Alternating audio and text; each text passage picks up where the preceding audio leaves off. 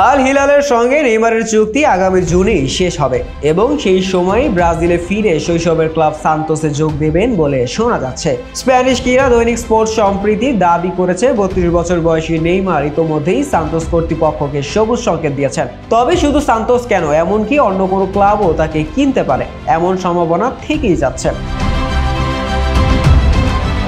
সান্তোসের নগর প্রতিদ্বন্দ্বী ব্রাজিলের বড় ক্লাব পালমেইরাসও নেইমারকে দলে টানার চেষ্টা করবে এমন অনুমান ছিল।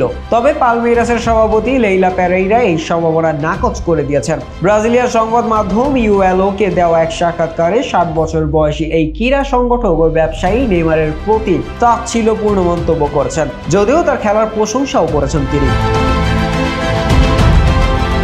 পালমেইরাসে নেইমারকে না চাওয়ার কারণ ব্যাখ্যা করতে গিয়ে লেইলা পেরেইরা বলেছেন, নেইমারকে পালমেইরাসে চাই না। আমাদের এখানে কোনো চিকিৎসা বিভাগ নেই। আমি এমন খেলোয়াড় চাই যে আগামীকালই মাঠে নামতে পারবে, কোচের পরিকল্পনার সঙ্গে পুরোপুরি মানিয়ে নিতে পারবে। আনফিট কোনো খেলোয়াড়কে দলে চাওয়া ঠিক হবে না বলে মনে করেন তিনি। তবে নেইমারের প্রতিভা নিয়ে তিনি বলেছেন, সে বড় মাপের খেলোয়াড়, কিন্তু আমার মনে হয় সে সান্তোসে যাবে। আমি নিশ্চিত না, কিন্তু এই বিষয়ে সান্তোসকেই প্রশ্ন করা উচিত বলে মনে করি। 2021 সাল থেকে পালমেইরাসের সভাপতির দায়িত্বে আছেন লেইলা পেরেইরা, যিনি ক্রীড়া সংগঠক, আইনজীবী এবং সাংবাদিক হিসেবেও পরিচিত। ইউএলও জানিয়েছে তিনি খুব দ্রুত ব্রাজিলের একজন জনপ্রিয় ক্রীড়া পরিচালক হিসেবে প্রতিষ্ঠিত হয়েছেন এবং আগামী নির্বাচনে পালমেইরাসের সভাপতির পদে তার প্রধান প্রতিদ্বন্দ্বী হওয়ার সম্ভাবনা রয়েছে।